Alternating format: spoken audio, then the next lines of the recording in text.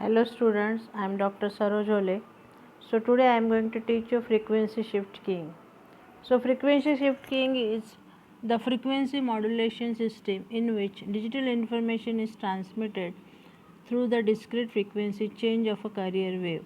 The technology is used in communication systems such as amateur radio, caller ID and urgent situation broadcast.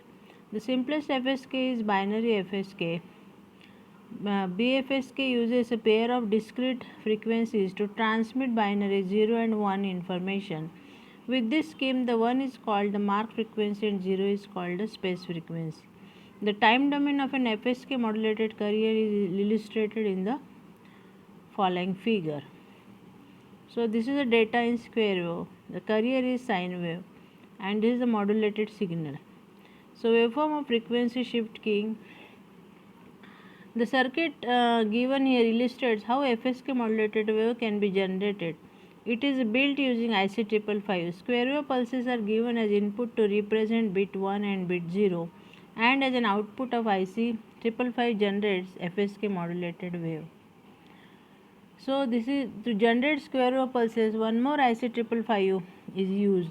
The working of this circuit was very simple to understand, as output frequency of the signal was based on the digital input given to the base of the transistor.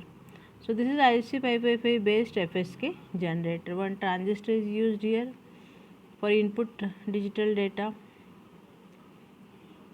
So FSK plays a vital role in wide range of applications in communication field, and it was treated as an efficient one for wireless modems in data transmission. The above circuit is capable of producing the FSK signal with respect to the given input signal. The resistance RA, RB and C in the circuit determine the frequency of FSK modulated signal in the mode of unstable. The output frequency of the signal was based on the input digital signal given to the base terminal of the transistor, and IC works in the unstable mode. For example, in the above circuit, the components like resistor, RA, RB and capacitor C are chosen in such a way to get output frequency of 1070 Hz by following equation. So frequency F is 1.45 upon RA plus twice RB into C. Now we will see the 50% duty cycle circuit using diode. The term duty cycle describes the proportion of on time to the regular interval or period of time. A low duty cycle corresponds to the low power. Because the power is off for most of the time, a duty cycle or power cycle is a fraction of one period in which a signal or system is active, which is commonly expressed as a percentage or a ratio. A period is the time it takes for a signal to complete an on and off cycle. As a formula, duty cycle percentage may be expressed as D is equal to PW upon T into 100. So equally, a duty cycle ratio may be expressed as P into W upon D. T is equal to D, where D is a duty cycle, PW is a pulse width, pulse active time, and T is the total period of the signal. Thus, the 60% duty cycle means the signal is on 60% of the time but off 40% of the time. The on time for a 60% duty cycle could be a fraction of a second, a day, or even a week, depending upon the length of the period. When a digital signal is on half of the time and off the other half of the time, the digital signal has a duty cycle of 50% and resembles a square wave. When a digital signal spends more time in the on state than the off state, it has a duty cycle of 50%. When a digital signal spends more time in the off state than the on state, it has a duty cycle less than 50%. So here is a pictorial that illustrates these three scenarios. Okay, this is 50% duty cycle, this is 75% duty cycle, this is 25% duty cycle. So waveform for duty cycle. Now IC555 multivibrator duty cycle. Duty cycle is T on upon T off plus T on. So R1 plus R2 upon R1 plus twice R2%. So duty cycle has no units as it is a ratio but can be expressed as a percentage. If both timing resistors R1 and R2 are equal in value, then the output duty cycle will be 2:1. That is 66% on time and 33% off time with respect to the period. Now solved examples. A stable multivibrator with IC555 is constructed. So you have to find the duty cycle. Using this formula you can find duty cycle F. Okay. Now stable we see the 50% duty cycle circuit using diode. So diodes are connected D1 and D2 in with R1 and R2 to get the 50% duty cycle. By connecting the diode D1 between the trigger output and the discharge input, the timing capacitor will now charge up directly through resistor R1 only. So the resistor R2 is effectively shorted out of the diode. The capacitor discharges as normal through resistor R2. An additional diode D2 can be connected in series with the discharge resistor R2 if required to ensure that timing capacitor will only charge up through D1 and not through the parallel path of R2. This is because during the charging process, diode D2 is connected in reverse, bias blocking the flow of current through itself. Now the previous charging time of T1 is 0.693. R1 plus R2 into C is modified to take the account of this new charging circuit and is given as 0.693 R1 into C. The duty cycle is therefore given as D is equal to R1 upon R1 plus R2. Then to generate a duty cycle of less than 50%, resistor R1 needs to be less than resistor R2.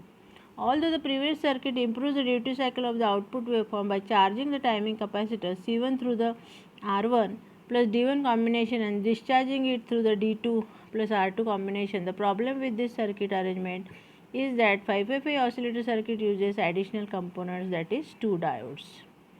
Okay, so we can improve on this idea and produce a fixed square wave output waveform with an exact 50% duty cycle very easily and without the need for any extra diodes for simply moving the position of a charging resistor R2 to the output pin. Now 50% duty cycle unstable multivibrator. The charging and time constant is greater than discharge time constant, hence the output waveform is not symmetric square wave.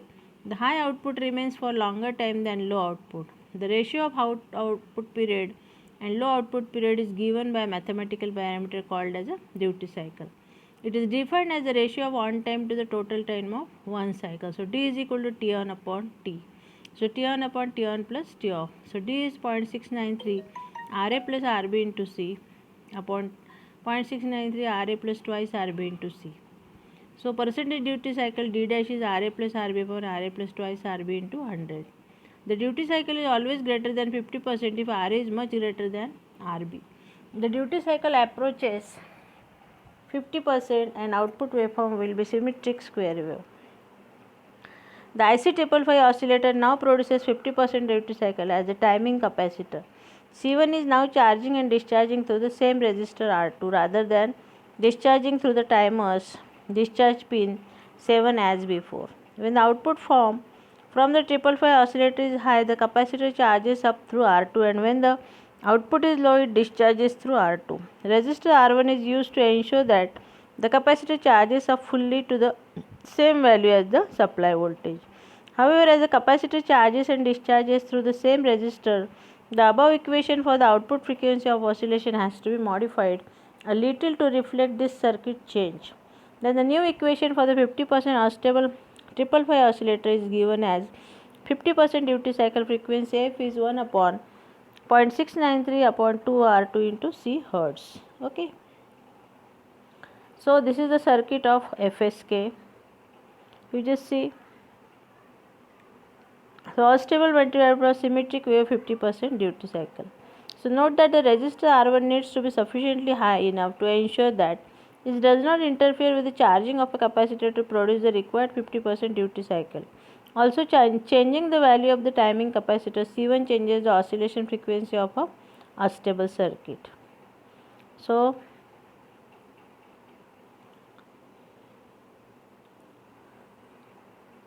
points to remember: integrator, differentiator, monostable mode, unstable, bistable, comparator, hysteresis, Schmitt trigger. These are the various term: comparator formula, integrator, differentiator formula. These are the points to remember. Now these are the multiple choice questions you have to solve as assignment. Okay, I will send you the screenshots of this, then you solve it and you will get send me the answers of assignments. Okay, then true and false, these are the questions you have to solve. Then these are the short answer questions, these are the long answer questions. Okay, so you solve this so that you will get a practice and